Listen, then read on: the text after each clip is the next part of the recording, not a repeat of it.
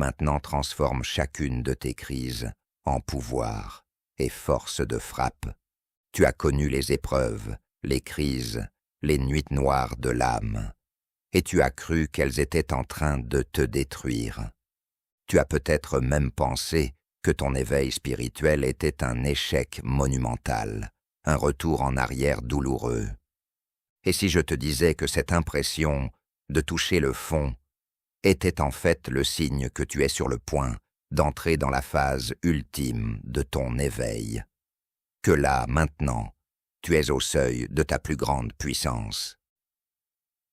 Ce sentiment que tout s'écroule, que tes croyances les plus profondes volent en éclats, n'est pas la fin. C'est l'initiation finale avant d'intégrer pleinement qui tu es vraiment. C'est ce moment précis où la chenille, après s'être complètement dissoute dans son cocon, sent les premiers frémissements de ses ailes de papillon. C'est l'implosion d'une étoile, juste avant qu'elle ne devienne une supernova, libérant une lumière inimaginable. Tellement de gens abandonnent ici. Ils pensent que la douleur de cette dissolution est une erreur.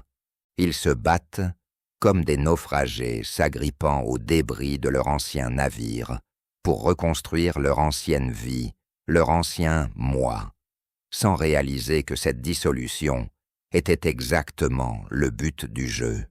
Dans cette vidéo, on ne va pas juste parler de cette phase, on va la décortiquer, et surtout, on va voir ensemble des pratiques concrètes pour la traverser et transformer chaque cicatrice, chaque larme, chaque doute en une source de pouvoir inépuisable.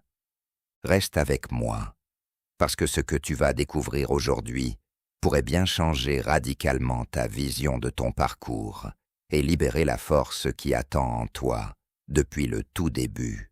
Et pendant que tu y es, like, abonne-toi pour nous soutenir. Merci.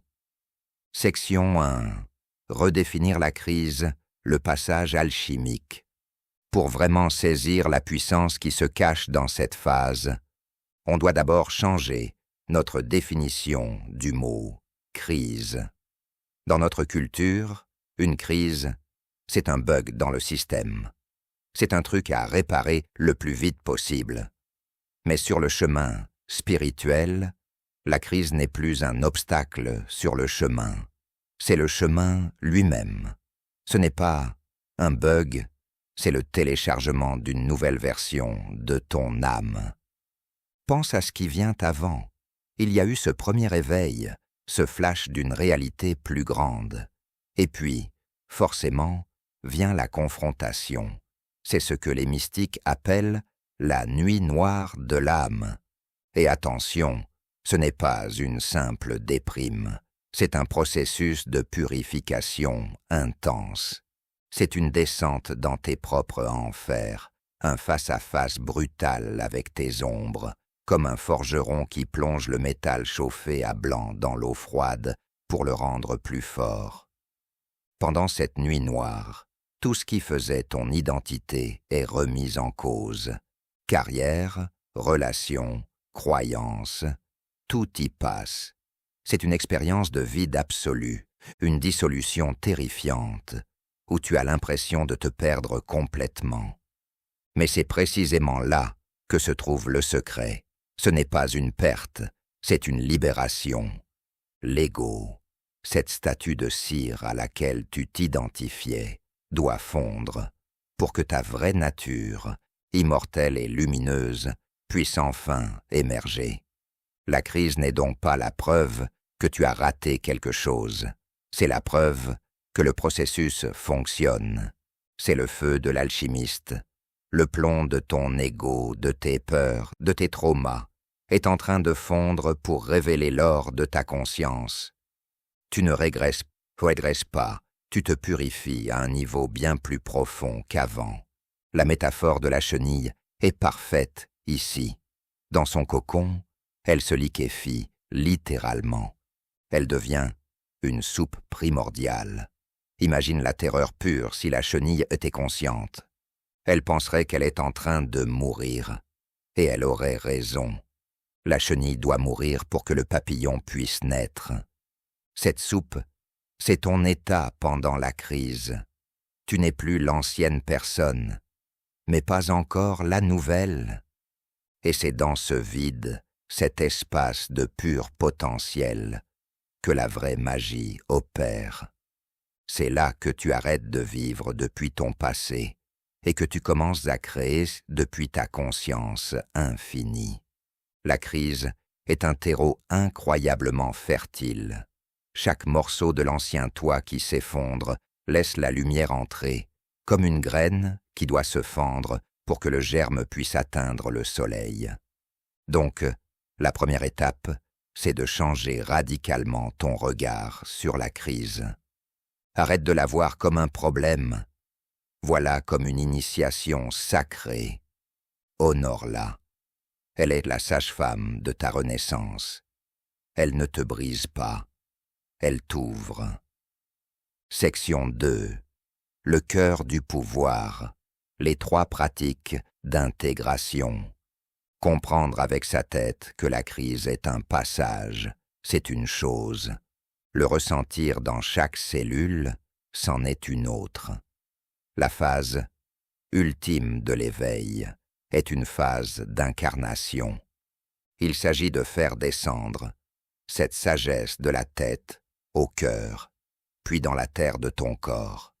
Voici 3 pratiques pour catalyser cette intégration et commencer à utiliser le pouvoir né de tes propres cendres. Pratique 1. L'alchimie émotionnelle. Transformer la douleur en présence. Durant ces crises, on est submergé par des vagues d'émotions intenses.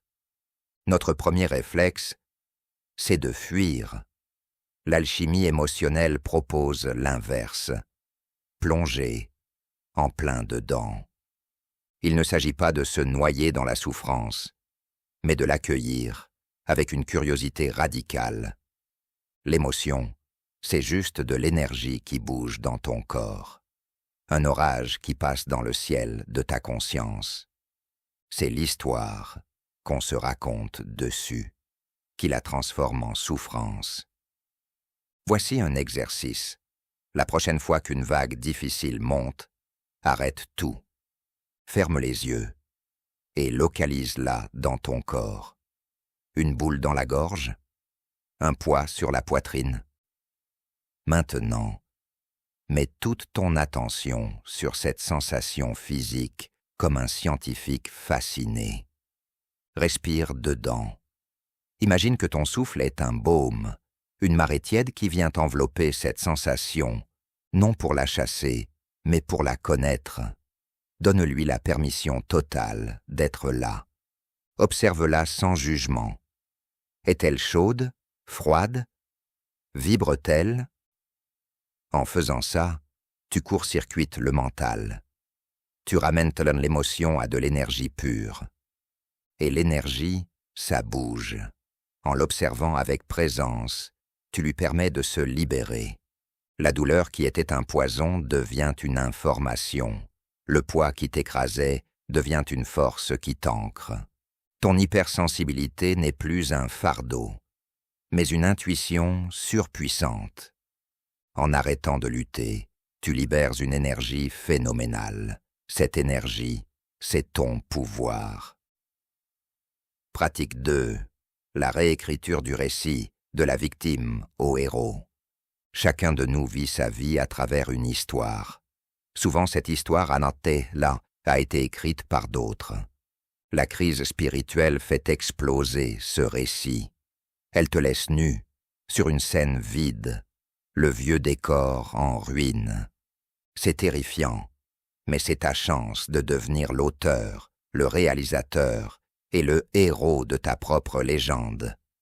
C'est le moment où tu arrêtes de te voir comme la victime des circonstances et où tu commences à te voir comme le héros de ta quête. La crise n'était pas un accident, c'était l'appel à l'aventure. Chaque cicatrice devient une médaille, un tatouage sacré qui raconte une histoire de victoire. La pratique, Ici, c'est le journaling libérateur. D'abord, l'écriture cathartique. Prends un carnet et écris sans filtre toute la douleur. Laisse tout sortir. Ensuite, brûle ce papier si ça te chante. Puis, la réécriture mythique. Prends une nouvelle page. En haut, écris. Comment cette épreuve a-t-elle été le catalyseur parfait pour forger la version la plus sage de moi-même? Et réponds en changeant d'angle. Par exemple, au lieu de « j'ai perdu mon job », écris « l'univers m'a libéré d'un chemin qui n'était plus le mien pour m'ouvrir à ma vraie vocation ». Au lieu de « cette relation m'a brisé le cœur », écris « cette rencontre m'a montré exactement les endroits en moi qui avaient encore besoin de mon propre amour ». En faisant ça, tu reprogrammes ton dialogue intérieur. Ton passé n'est plus une ancre qui te retient au fond. Il devient le carburant de ta fusée. Ton histoire devient ta médecine et peut-être celle des autres. Pratique 3. L'activation par le service. Incarner sa mission. Au début de l'éveil, on est très centré sur « moi ». C'est nécessaire. Mais la phase ultime est marquée par un basculement, le passage du « je » au « nous ». C'est le moment où ta coupe, remplie à ras-bord, commence naturellement à déborder pour nourrir le monde. Le pouvoir que tu as gagné à travers tes épreuves n'est pas juste pour toi. Il t'a été donné pour être mis au service de la vie. Ta mission d'âme, c'est simplement le point de rencontre entre tes dons uniques et les besoins du monde que tu te sens appelé à servir. La crise que tu as vaincue t'a donné un doctorat dans un domaine très spécifique de la souffrance humaine. Ta résilience, c'est ta zone de génie. La pratique est une exploration simple. 1. Identifie le cadeau de la crise. Demande-toi, quelle est la sagesse la plus précieuse que ma plus grande épreuve m'a enseignée? Est-ce la compassion, le courage? C'est ça, ta médecine. 2. Trouve ton canal. Comment peux-tu partager cette médecine de manière joyeuse? Ça n'a pas besoin d'être grandiose. Ça peut être d'écouter un ami avec une présence totale, de peindre, d'écrire, de jardiner. L'important n'est pas le quoi, mais le comment, l'énergie que tu y mets. 3. Commence petit. Agis maintenant. N'attends pas d'être parfaitement guéri. Quelle est la plus petite action que tu peux faire aujourd'hui? Envoyer ce message d'encouragement. Chaque petit acte aligné est une déclaration à l'univers que tu es prêt. Plus tu donnes, plus tu reçois. C'est comme ça que la boucle se boucle. La crise t'ouvre. L'ouverture te permet de recevoir la lumière. Et une fois rempli, ton but devient d'être un phare pour les autres. Section 3. La vie d'après et appel à la communauté. Alors à quoi ressemble la vie après ça? Soyons clairs, ce n'est pas un état de bonheur constant. La vie continuera d'envoyer des vagues. La différence, c'est que maintenant, tu es devenu un excellent navigateur. Tu ne cherches plus à calmer l'océan, tu as appris à danser sur les vagues.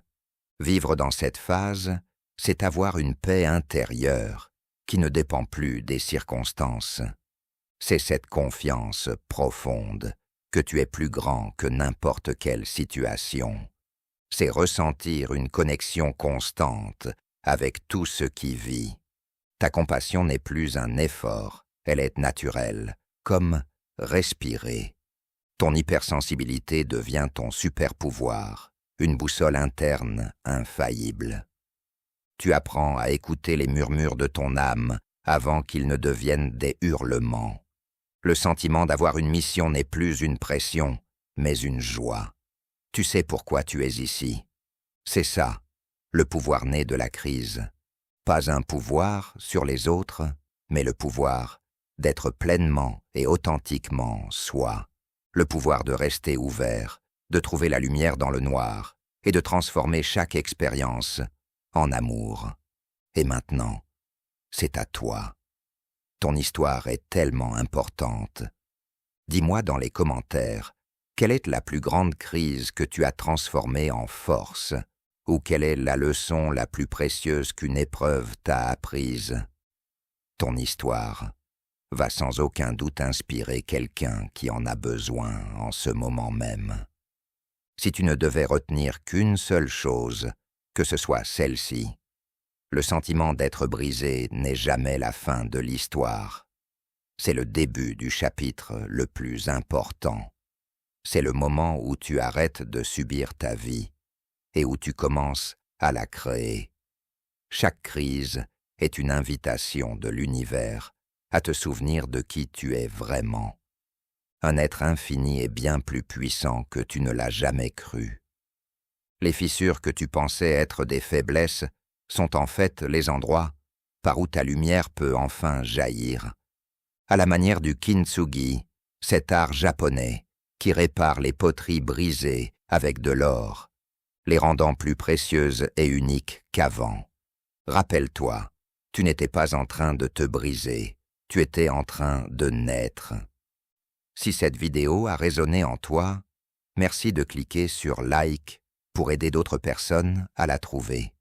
Et pour qu'on continue ce voyage ensemble, abonne-toi. Merci pour ta présence et ton courage. Continue de briller. Que Dieu soit avec toi. À la semaine prochaine.